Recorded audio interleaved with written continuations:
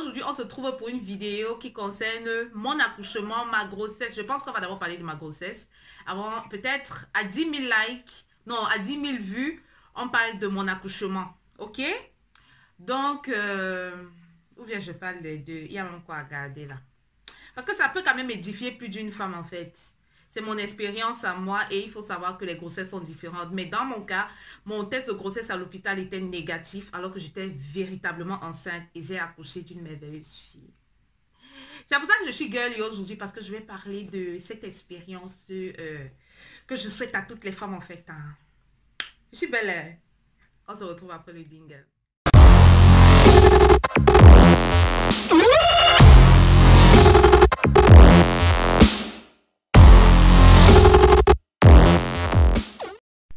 Bon, voilà, on va commencer par des choses sérieuses.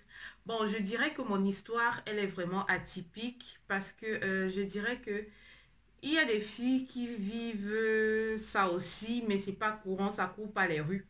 Mon histoire, pardon. Donc, j'ai été à l'hôpital. Tout a commencé en début 2018 où j'ai été à l'hôpital parce que je me sentais pas bien, je n'allais pas bien, j'avais une grosse douleur du côté droit, je crois, ou du côté gauche. J'avais une grosse douleur qui faisait penser à la rate. Vous savez, la rate, quand tu as souvent mal à la rate au pays, on te fait des traitements à l'indigène et tout, et tout, et tout. Donc, du coup, je me suis dit qu'il s'agissait d'un mal de la rate et qu'il fallait que je me fasse soigner. Je suis allée voir mon médecin de famille, mon house art. Il m'a dit que lui, il m'envoyait chez un spécialiste qui allait me faire une radio et tout, et tout, et tout. Du coup, je lui expliquais, je lui disais vraiment que c'est le mille, que c'est la rate qui me faisait vraiment mal. Et non, il me disait qu'il va m'envoyer chez le spécialiste parce que lui, à son niveau, il ne pouvait rien voir, il n'avait pas les appareils appropriés et tout. Et du coup, il m'a envoyé, il m'a donné ce qu'on appelle un Überweisung, donc un transfert pour m'envoyer chez le spécialiste, pour que le spécialiste puisse bien m'ausculter, me consulter en fait, je veux dire. Donc, je suis allée chez le spécialiste, j'avais le rendez-vous, après je suis même pas partie parce que la douleur, cette douleur, elle venait et partait, venait et partait. Vous savez le genre de choses que quand tu ressens, tu te dis que ça va aller tout seul comme c'est venu. Parfois, quand tu expliques, on te dit non, tu t'es mal couché, tu as dormi dans le mauvais côté. Parce que moi, il faut savoir que la douleur elle montait jusqu'à vers l'épaule en fait. Donc, je suis partie voir le spécialiste mercredi, je me rappelle bien de ce jour-là. Je suis partie voir le spécialiste. Nous sommes arrivés chez le spécialiste. Il m'a dit... en fait, j'avais acheté le billet pour repartir au pays pour me faire soigner de la rate. Il faut savoir que j'avais pris mon billet pour février. Nous sommes en janvier. Donc, en février, j'ai pris mon billet pour partir me faire soigner de la rate. Et quand je prends mon billet et tout, je commence à organiser mon voyage, ce qui fait que je faisais déjà mes courses, j'allais faire les achats pour ramener au pays et tout, et tout, et tout.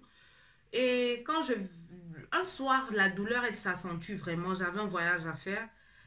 On avait un voyage à faire, mais la douleur, elle s'accentue vraiment, vraiment. J'avais un voyage à faire, voilà.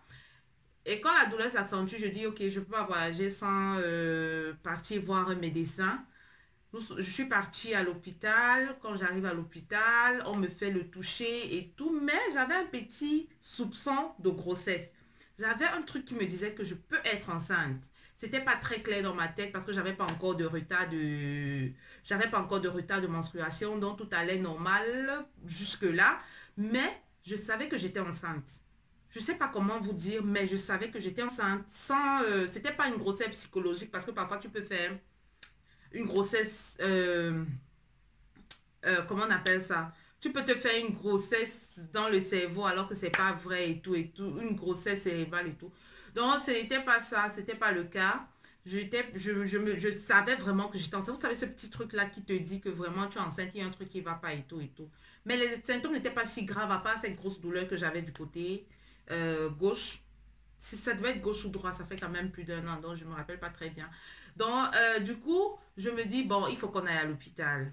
Quand j'arrive à l'hôpital ce jour-là, je rencontre un médecin. Nous sommes arrivés à l'hôpital, je rencontre un médecin. Et j'étais avec quelqu'un qui m'avait accompagné à l'hôpital.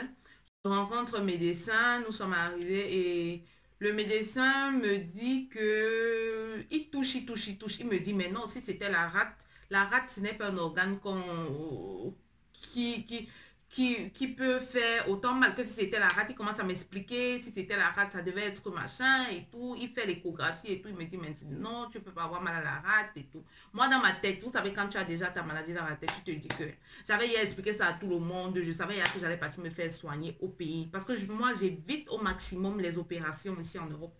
Parce qu'ici, dès que tu tousses mal, on dit qu'on va opérer ta gorge. Dès que tu as un peu mal au bras, on dit qu'on va opérer le bras et tout. Donc, du coup, j'évite les opérations au maximum. Donc, du coup, je suis partie ce jour-là à l'hôpital. Le médecin, il a commencé à m'examiner. Ensuite, il a dit que... Et puis moi, pendant qu'il me touchait, je lui ai dit, n'appuie pas fort mon ventre parce que je suis enceinte. Il me dit, comment tu sais que tu es enceinte? Je lui ai dit que non, je sais que je suis enceinte. Il me dit, non, tu ne peux pas être enceinte. On a commencé à discuter. Il me dit, non, tu ne peux pas être enceinte. Il m'a même donné des médicaments. Il m'a donné un autre transfert pour partir voir un chirurgien qui allait qui allait m'envoyer les caméras dans le ventre pour voir ce qui ne va pas et tout, un truc comme ça, quoi, parce que j'avais vraiment des douleurs. Et ensuite, lui-même, il m'a donné des médicaments à boire qui étaient vraiment forts, hein, qui étaient des trucs forts. Donc moi, je lui ai dit que non, parce qu'il appuyait vraiment, comme il cherchait vraiment à toucher, je ne sais pas trop quel organe dans mon ventre. Je lui ai dit, mais non, je suis enceinte, je ne veux pas qu'on me touche. Et tout ça, je vous dis que c'était par intuition que je disais que je suis enceinte. Rien n'était vérifié. Donc, c'était juste des paroles par intuition, en fait. Je n'avais rien comme test de grossesse avant, rien. Donc, c'était pas intuition maternelle et tout. Donc, je lui dis que je suis enceinte. Le gars me dit que tu n'es pas enceinte. Après, tellement je me suis enflammée et puis je voulais plus qu'il me touche. J'ai dit que je veux faire un test de grossesse. On m'a dit que ok. On a appelé l'infirmière à côté. Elle m'a ramenée dans la salle pour faire le test, pour donner mes urines et tout et tout. Et je l'ai fait. J'ai fait le test, je suis sortie. Après, elle vient me rappeler. Elle me dit, non, c'est négatif. Donc, c'est négatif que je ne suis pas enceinte. My God, j'étais déçue ce jour-là. Je dis, mais comment je ne suis pas enceinte? La personne avec qui j'étais, j'ai dit à la personne, mais moi, je sais que je suis enceinte. La dame, elle dit, non, tu n'es pas enceinte. Je dis, mais non, je veux voir le test. Elle me dit qu'elle a déjà jeté dans le... Elle a jeté en fait, parce que c'était les trucs en carton vite fait là, que vous connaissez là. Elle a jeté et tout. Je dis, mais non, je ne suis... Comment ça, je ne suis pas enceinte? Je suis enceinte. Et quand je pars de là, putain, quand je sors de l'hôpital, mes hormones commencent à bouillir dans ma tête. Vous savez, la grossesse, même à un jour, même à une seconde, qui a eu fécondation, les hormones de ça, ou c'était psychologique, ou c'était comment, ma part alors, j'ai commencé à avoir des crises bizarres, des prises de gueule, des machins, ça n'allait pas, mes hormones bouillaient dans mon cerveau comme du n'importe quoi. Je me dis que, mais c'est quel comportement ça? Là où je attire mon attention, c'est que je rentre à la maison, j'avais fait un voyage, je suis rentrée du voyage, mais quand je suis comme ça à la maison, j'ai envie de manger la mangue non mûre avec du sel. Vous voyez les mangues qu'on cueillait au pays, là, qui n'étaient pas encore très mûres, qui étaient légèrement jaunes, là, on mettait le sel et tout et tout. Vous voyez le genre de choses là. J'ai envie de manger ça. Et je vous dis, j'avais vraiment envie de manger ça. Jusqu'ici, j'avais pas encore fait un test de grossesse, un autre test. Donc, on était calé sous l'affaire que je suis pas enceinte, comme la dame avait dit à l'hôpital. Donc, je suis restée sur ça. Mais dans mon cœur, il y avait un petit doute qui disait que non, je suis enceinte. Maintenant, je peux acheter les pommes. Les pommes, les apfels là, les pommes qu'on appelle généralement les pommes de France. Je vais acheter des pommes, je viens à la maison, je découpe les pommes comme ça dans le plat, je découpe, je prenais ce qui est bien dur. Je ne voulais même pas que je voulais que ce soit bien dur comme une mangue non mûre là, non mûre. Voilà, comme une mangue non mûre. Donc je découpais, je mettais le petit sel à côté, je mangeais les pommes avec le sel, s'il vous plaît. Vous voyez jusqu'où les hormones peuvent pousser quelqu'un. Je mangeais des pommes de France avec le sel. Et puis à un moment, j'arrête de manger. Je me dis que, mais qu'est-ce qui se passe dans ma vie? Il faut que j'aille faire le test de grossesse moi-même. Ce matin-là, le lendemain, je suis partie à... Je pense que c'était le lendemain, je suis partie à DM. DM, c'est un magasin, une droguerie ici. Je suis partie là-bas, j'ai acheté mon test de grossesse. Je suis rentrée à la maison. J'ai fait mon test. Putain. J'ai seulement vu comment ça fait. Donc, ça fait la première barre qui est souvent normale et une barre légère à côté. Et au fur et à mesure du temps que le test restait posé là, la barre ne faisait que devenir aussi rouge. La barre qui était légère commençait à être démarquable et tout, et tout, et tout. J'ai vu ça, j'ai dit que mince, je suis enceinte. Il faut dire que avant que je ne tombe enceinte, j'étais déjà parce que chaque femme a cette période-là où tu désires être maman, où tu désires avoir un enfant, où tu désires vivre cette maternité-là. Cette maternité-là, oui. Où tu désires te faire appeler maman, où tu veux voir le fruit de tes entrailles, tu veux voir ce que tu peux procréer. Donc j'étais dans cette période-là, ce qui fait que c'était une très bonne nouvelle, que ce soit pour moi ou pour le papa Azora. C'était une très belle nouvelle, on était contents parce que c'est ce qu'on voulait, on s'était préparé pour le faire.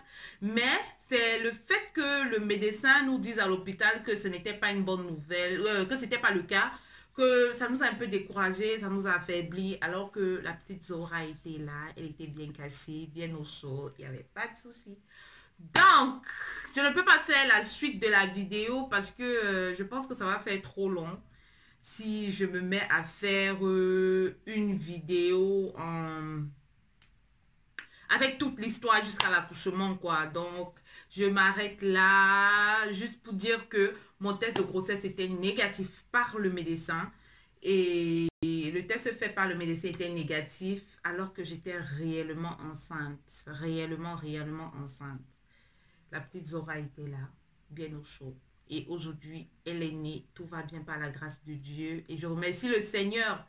Je le prie de toujours la protéger sous ses ailes et qu'elle soit toujours sous sa protection. C'est tout ce que je demande. Le reste, je vais m'en charger.